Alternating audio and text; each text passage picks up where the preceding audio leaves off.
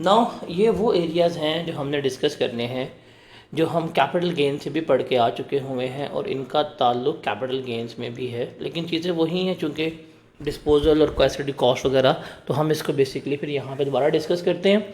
तो ये चीज़ें आपकी जब आप यहाँ पे डिस्कस करेंगे तो कैपिटल गेन के पर्सपेक्टिव में क्या हो जाएंगी, आपकी ये रिकॉल हो जाएंगी, आपको याद हो जाएंगी।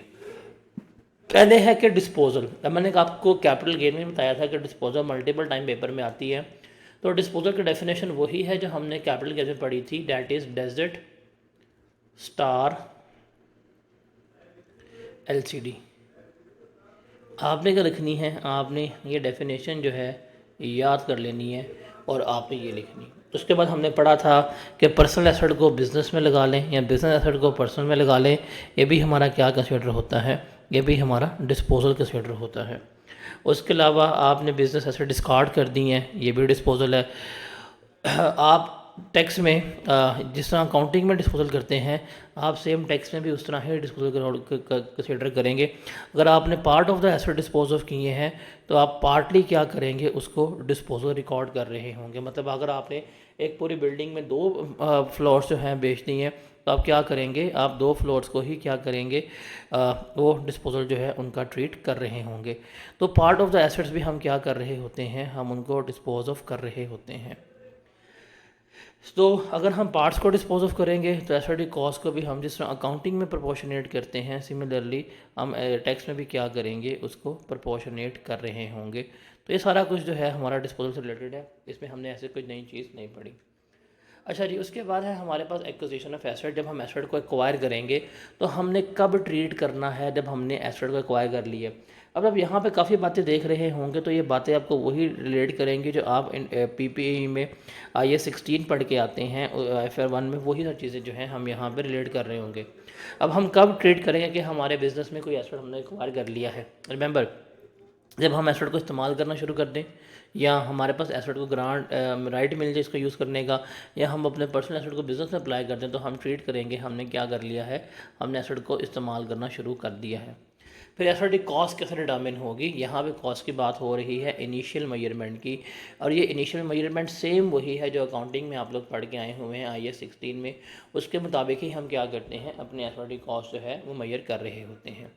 अब इसमें क्या कुछ आएगा एसेट कॉस्ट में, अगर हम बात करें, हमने जो कंसिड्रेशन पे की होती है हम वो कंसिड्रेशन रिसीव करेंगे कि जी ये मेरी कंसिड्रेशन पे है। अगर आपने कोई ओल्ड एसेट दिया है, मतलब आप नया एक एसेट लेके आ रहे हैं और आपने उसके बदले में ओल्ड एसेट दिया है, तो ओल्ड एसेट की फेयर मार्केट वैल्यू जो है वो कंसिड्रेशन रिसीव में आ रही होगी। उसके अलावा आप उसको ख़रीदने में जो एक्सपेंसेस वगैरह आपने बेयर किए होते हैं, जिसमें यू कैन से डेट आपके आ रहे होते हैं ब्रोकर कमीशन, रजिस्ट्रेशन चार्जेस, आपने नॉन रिफंडेबल टैक्सेस होते हैं, कॉस्ट टू एक्वायर या कॉस्ट टू अल्टर, वो सारी बीच में आ रही होती है। एसेट को एक्वायर करने की कॉस्ट, उसको कंस्ट्रक्ट करने की कॉस्ट सारी जो है वो इसमें आ रही होती हैं। तो इवन उसको जब हम कल को डिस्पोज ऑफ करेंगे, डिस्पोजल करते हुए जो हमारा खर्चा हो रहा होगा वो भी किस में आएगा, वो भी हमारा इसका पार्ट बन रहा होगा। तो बेसिकली ये कॉस्ट वही है जो हम किस में पढ़ के आ चुके हुए हैं, IAS 16 में पढ़ के आ चुके होते हैं। तो इसमें कोई ऐसा हम नई चीज़ जो है वो डिस्कस आउट नहीं कर रहे होते। तो जो IAS 16 में हमारा प्रिंसिपल है कॉस्ट रिकॉर्ड करने का, वही हमारा प्रिंसिपल किस में है, टैक्स में भी इस्तेमाल हो रहा होता है कॉस्ट रिकॉर्ड करने का। मतलब हर चीज़ जो डायरेक्टली एट्रीब्यूटेबल है एसेट से, वो हमारा क्या बनेगी, एसेट की कॉस्ट का पार्ट जो है वो बन रही होगी। उसके बाद जैसे फॉर एग्जांपल कहता है जी UBL limited purchase a vehicle for ₹190 million. उसने 190 मिलियन के क्या लिया, एक व्हीकल परचेज़ की है और 10,000 उसकी रजिस्ट्रेशन पे लगा। अब हमें पता है 190 की व्हीकल ली है, 10,000 रजिस्ट्रेशन का लगा है, ये इसकी कॉस्ट में क्या हो जाएगी, ऐड हो जाएगी। After 3 years the company sold out the vehicle, 3 साल बाद कंपनी ने व्हीकल 60 की बेच दी है। टोटल एक्यूमुलेटेड डेप्रिसिएशन सन में 1,600 की है और अमाउंट हमने खर्च की है 5,000 रुपया उसके डिस्पोजल के ऊपर। अब देखें व्हीकल की कॉस्ट कितनी ट्रीट होगी, व्हीकल की कॉस्ट हमारी ट्रीट होगी 2 लाख रुपया, ये हमारी व्हीकल की कॉस्ट है। इसमें से लेस करवाएंगे हम एक्यूमुलेटेड डेप्रिसिएशन, वो कितनी थी 97,600, वो हम इसमें से लेस करवाएंगे। कॉस्ट ऑफ डिस्पोजल कितनी है 5,000 रुपया, वो भी हम इसमें से लेस करवा देंगे। तो मेरे पास आ जाएगा गेन, या मेरे पास जो है मेरे पास हाँ, मेरे पास जो है वो क्या आ जाएगा, गेन या लॉस जो है वो आ रहा होगा। जब मैं 2 लाख से 97,600 लेस करवाऊँगा तो मेरी यहाँ पे मैंने थोड़ी सी मिस्टेक कर दी है, 1 मिनट यहाँ देखिएगा ज़रा आप लोग। अ, जब मैं 2 लाख में से 97,600 लेस करवाऊँगा तो मेरे पास बेसिकली यहाँ पे आ जाएगी WDV, कि इसकी WDV कितनी बन रही है वो हम यहाँ पे लिख लेंगे। तो 2 लाख माइनस 97,600, ये हमारे पास बनेगा 1,02,400, ये है इसकी WDV। अब हमने कितने का बेचा, 1,60,000 का, 1,60,000 रुपये का बेचा, इसमें से WDV लेस करवाएंगे 1,02,400 की, फिर उसमें से हम लेस करवाएंगे हमारी कॉस्ट ऑफ डिस्पोज़ल, वो कितनी है, 5,000 रुपये की है। तो 1,60,160,000 माइनस 1,02,400 माइनस 5,000, ये हमारे पास गेन आ जाएगा, डैट इज़ 52,600। इस तरह से हम इसको लेकर चल रहे होते हैं। ठीक है जी। ऐसे एक और एग्जांपल है, रिक्वायरमेंट है कि हमने इसकी कॉस्ट ऑफ मोल्डिंग मशीन जो है वो कैलकुलेट करनी है। कहते जी परचेज़ प्राइस आपने एक मशीन है, परचेज़ प्राइस आपने पे किया ₹1,00,000 ऐड हो जाएगी। आपने मशीन की ट्रांसपोर्टेशन जो कैश में पे किया 5,000 रुपये, वो भी ऐड हो जाएगी। आपने उसको इंस्टॉलेशन पे ख़र्चा किया 10,000 रुपये के, वो भी ऐड हो जाएगा। आपने ओल्ड वैल्यू जिसकी फेयर मार्केट वैल्यू 25,000 रुपये, ये भी ऐड हो जाएगी। आपने लोन वगैरह लिया, उसकी इंस्टॉलमेंट पे कर रहे हैं, वो ऐड नहीं होगी। तो 1,00,000 जमा 10,000 और जमा 30,000, तो ये 1,40,000 रुपया जो है हमारी क्या होगी, कॉस्ट ऑफ मोल्डिंग मशीन जो है वो ट्रीट हो रही होगी। आगे चलते हैं, आगे डिस्कस करते हैं purchase of asset through banking channel. Section 75 है, हम ये कैपिटल गेन में पढ़ के आ चुके हुए हैं। अब इसको हम डिस्कस करेंगे बिज़नेस के पर्सपेक्टिव से। अब जब बिज़नेस के पर्सपेक्टिव से बात करते हैं तो रिमेंबर, कोई भी इमूवेबल प्रॉपर्टी जिसकी फेयर मार्केट वैल्यू 5 मिलियन से ज़्यादा है, अगर आपने कोई ख़रीद ली है और आपने उसकी पेमेंट 5 मिलियन से ज़्यादा कैश में पे कर दी है, अब क्या होगा टैक्स में, अगर वो बिज़नेस की प्रॉपर्टी है तो हम एसेट की कॉस्ट जो है वो ज़ीरो ट्रीट करेंगे। कहेंगे भाई हमने तो मना किया था, तुमने 5 मिलियन से ऊपर कुछ पे नहीं करना कैश में, तुमने क्यों पे किया, तुमने पे किया, उसकी कॉस्ट क्या ट्रीट होगी, ज़ीरो ट्रीट हो रही होगी।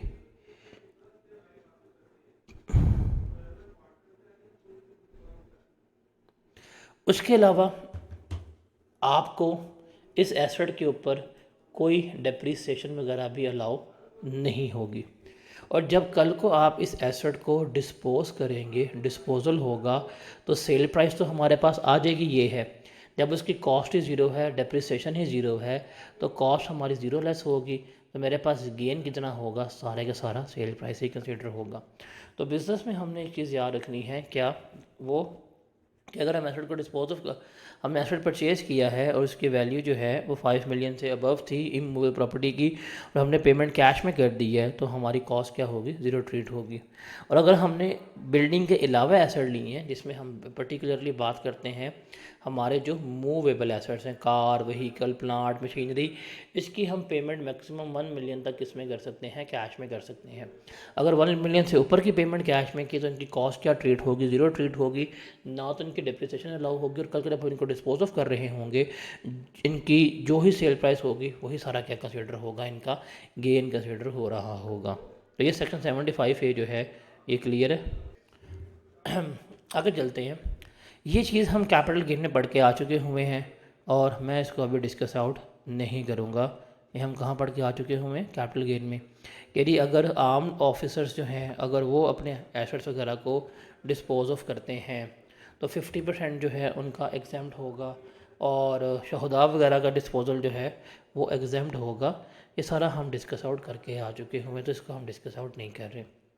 अच्छा जी, आगे देखते हैं। कहते जी अगर आपने पर्सनल एसेट, कोई ज़ाती एसेट था, ज़ाती लैपटॉप था, ज़ाती कंप्यूटर था, ज़ाती मशीन थी या ज़ाती कार थी, अगर आपने वो बिज़नेस में इस्तेमाल करना शुरू कर दिया है, तो जो जिस डेट पे आप बिज़नेस में लेके आएंगे उस डेट पे उसकी जो फेयर मार्केट वैल्यू होगी वही क्या ट्रीट होगी, आपके बिज़नेस के लिए आपकी कॉस्ट जो है वो ट्रीट हो रही होगी। ओके।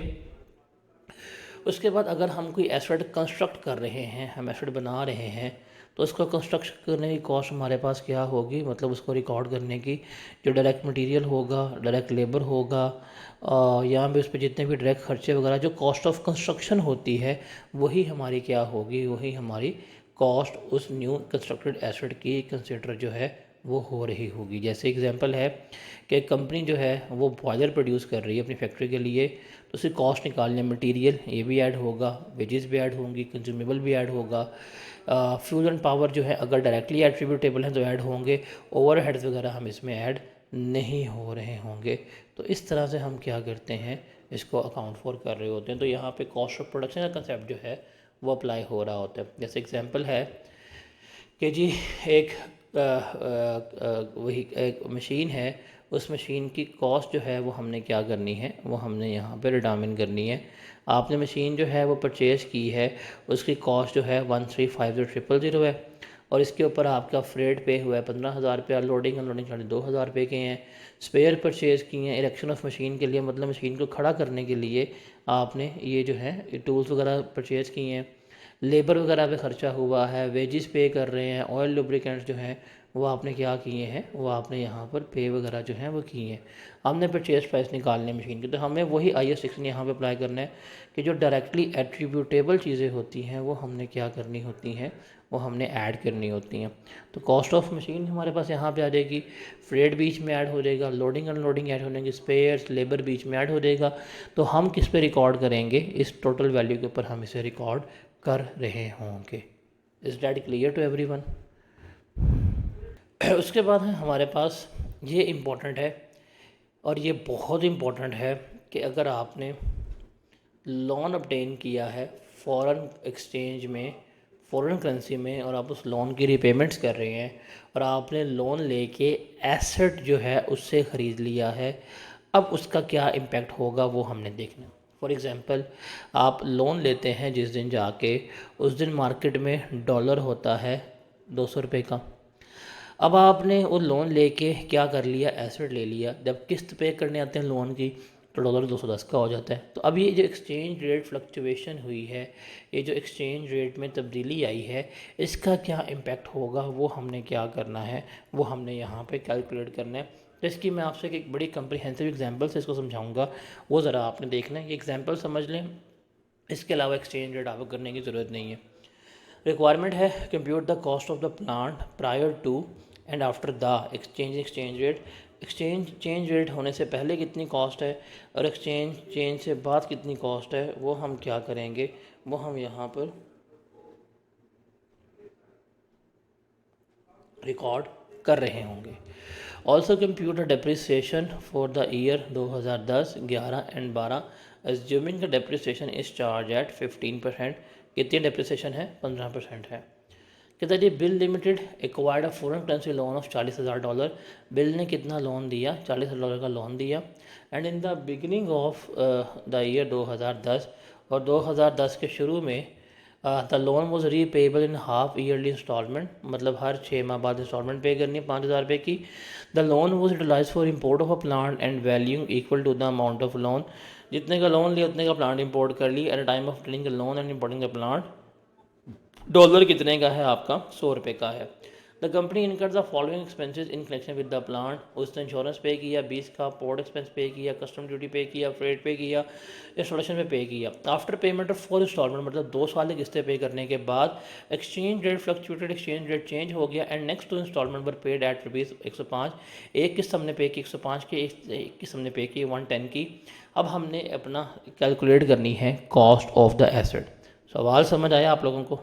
अब देखिए 2010 में जब हमने प्लांट लिया उस साल क्या हुआ होगा, 40,000 का लोन था 100 के, तो हमारे पास कॉस्ट ऑफ परचेज आ गई कितनी, 4 मिलियन की। हमने प्लांट इंपोर्ट किया, insurance, port expenses, custom duty, land, installation पे किया, हमें कितने का पड़ा, 4.1 मिलियन का। अब हमने डेप्रिसिएशन निकालनी है 2010 के लिए, 2011 के लिए, बिकॉज उसने कहा कि पहली 4 इंस्टॉलमेंट में कोई किसी किस्म का एक्सचेंज रेट जो है वो फ्लक्चुएट नहीं हुआ था। अब टोटल कॉस्ट थी हमारे पास 4.1 मिलियन। हम सबसे पहले क्या करेंगे, लेस करेंगे इनिशियल लॉन्स। 4.1 का लेंगे 25%, क्या जवाब आएगा, 1,025,000। इनिशियल लॉन्स लेस किया। अब रिमेनिंग के ऊपर हमने क्या करनी है, डेप्रिसिएशन निकाली, वो भी हमारी लेस हो गई। तो 2010 के एंड के ऊपर ये मेरी प्लांट की क्या बनी है, WDV बन रही होगी कि this is the WDV of the plant. फिर 2011 के स्टार्ट में जो हमारी WDV है वो है 2613750। इसमें से हम अब डेप्रिसिएशन लेस करवाई, मेरे पास WDV आ गई 2011 के एंड के ऊपर।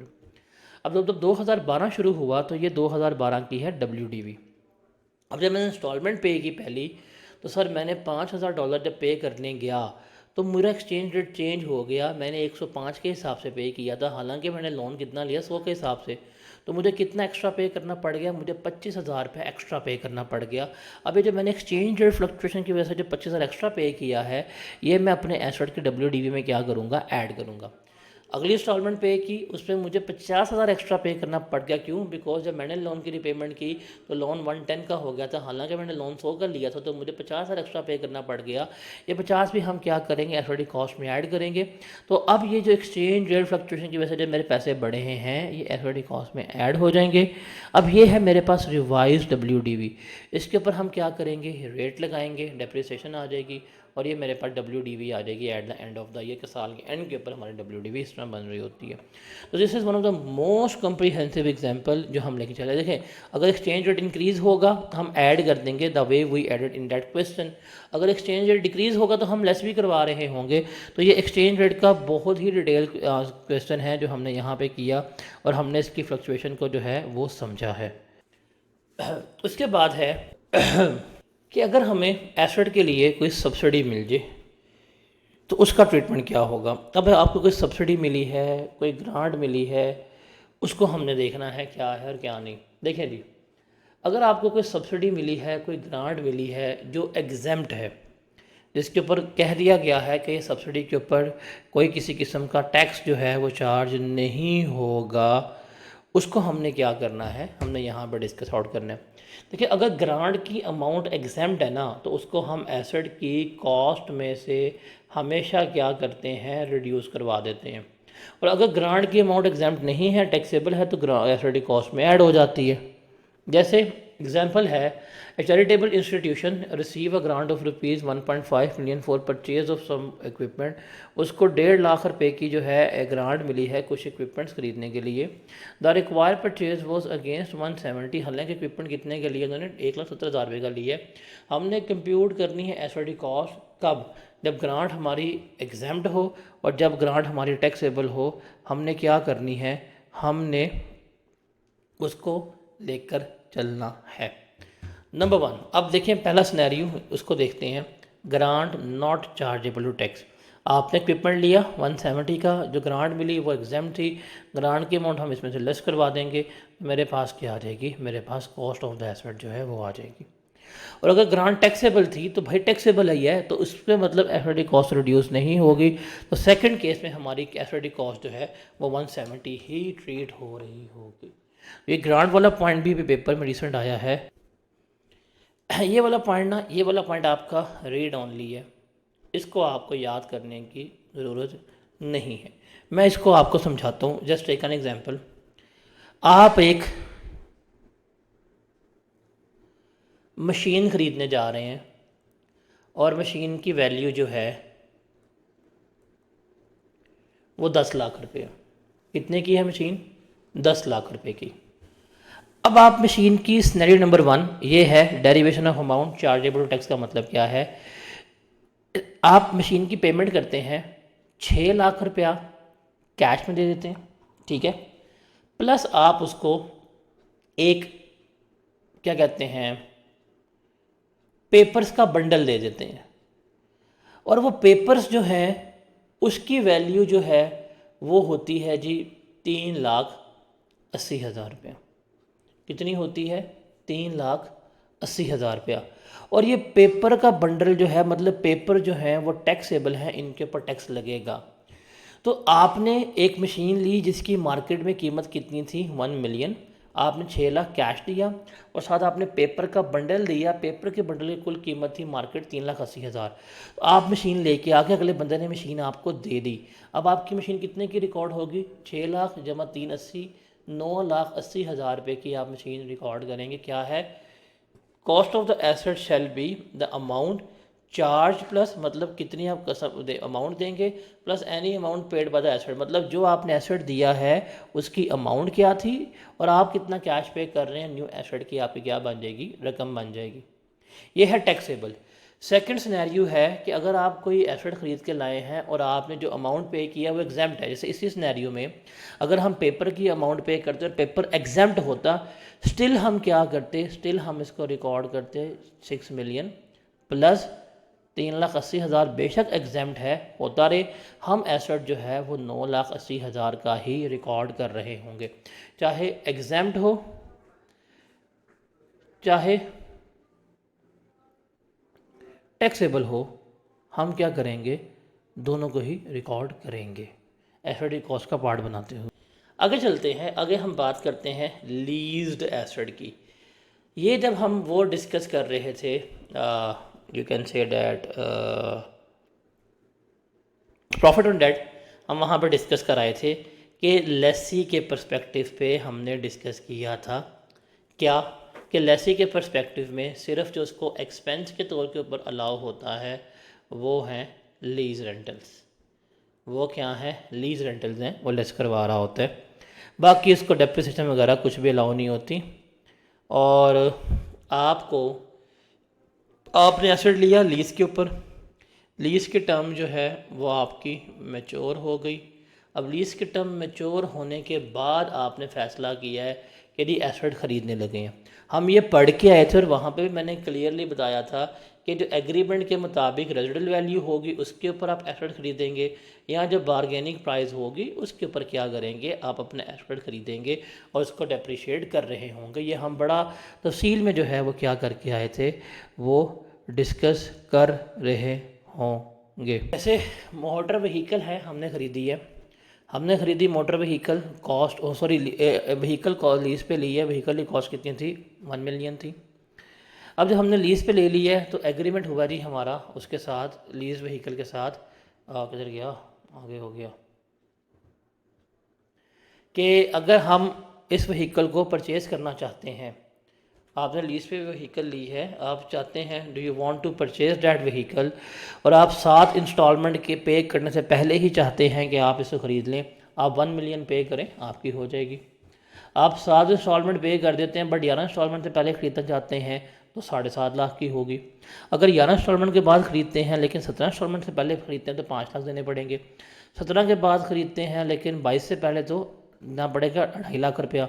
लेकिन अगर आपका लीज़ पूरी हो गई है, पूरे इंस्टॉलमेंट प्लान हो गया, अब आपका लीज़ टर्म ख़त्म हो गई है, अब आप ख़रीदना चाहते हैं तो उसकी रेजिडुअल वैल्यू 70,000 रुपया है, हम कितने की देंगे आपको, 70,000 रुपये की।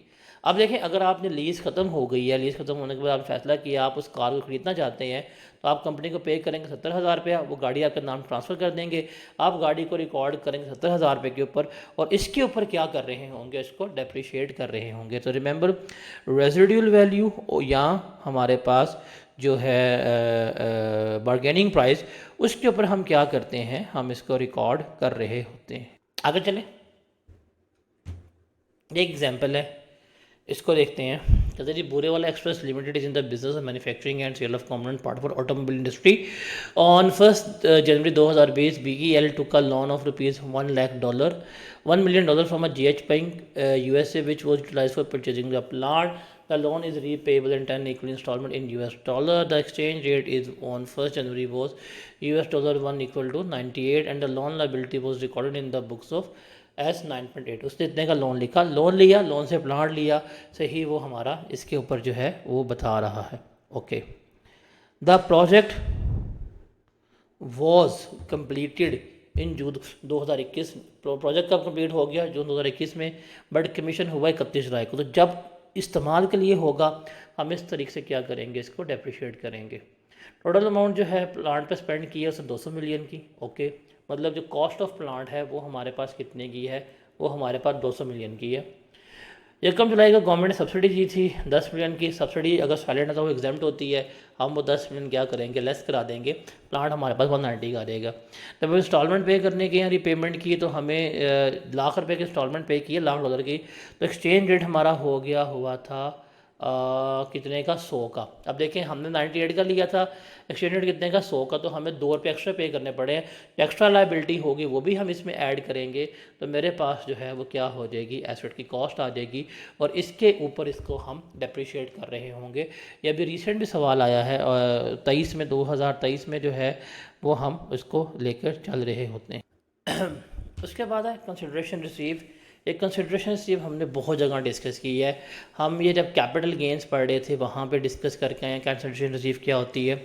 रिमेंबर कहता जी कंसिडरेशन रिसीव क्या होती है, हम पढ़ के आए हैं फेयर मार्केट वैल्यू और actual amount whichever is higher, वो हमारी क्या होती है, वो हमारी कंसिडरेशन रिसीव ट्रीट हो रही होती है। ये हम डिस्कस करके आ चुके हुए हैं। अच्छा, अगर कोई एसेट लॉस्ट हो जाए, डिस्ट्रॉय हो जाए, तो उसके जो हमें इंश्योरेंस क्लेम मिलेंगे वो हमारी क्या होगी, कंसिडरेशन। ये पॉइंट इंपॉर्टेंट है, ये चीज़ आपने याद रखनी है। आपका कोई एसेट डिस्ट्रॉय हो गया है, आपका कोई एसेट लॉस्ट हो गया है, उसकी जो आपको क्या मिल रही होगी, कंपनसेशन मिल रही होगी, that is your consideration receive. उसमें से कॉस्ट लेस कर देंगे जो इंश्योरेंस पॉलिसी के तहत मिली है, सेटलमेंट की अमाउंट मिली है, कोई आपने केस किया जो जुडिशियल डिसीजन से अमाउंट मिल गई है, वो क्या कंसिडर होगी, आपकी कंपनसेशन जो है वो कंसिडर हो रही होगी। एक चीज़ अपनी बुक पे लिख लो, याद रख लो, जब आपको इंश्योरेंस मिलेगी, जब आपको इंश्योरेंस मिलेगी, उसमें से हम क्या करेंगे, हम इंश्योरेंस प्रीमियम लेस करवाएंगे। उसमें से हम क्या करेंगे, हम उसमें से इंश्योरेंस प्रीमियम जो है वो लेस करवा रहे होंगे। जब हमें इंश्योरेंस की अमाउंट मिलेगी उसमें से हम क्या करेंगे, इंश्योरेंस प्रीमियम जो है वो लेस करवा रहे होंगे।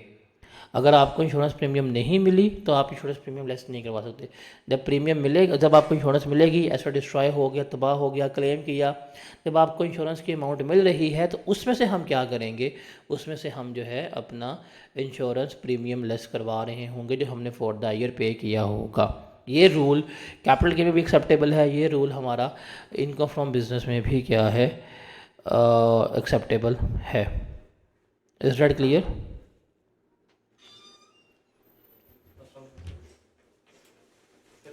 मुझे अभी वापस करनी चाहिए करंट ईयर प्रीमियम, नहीं करंट ईयर प्रीमियम।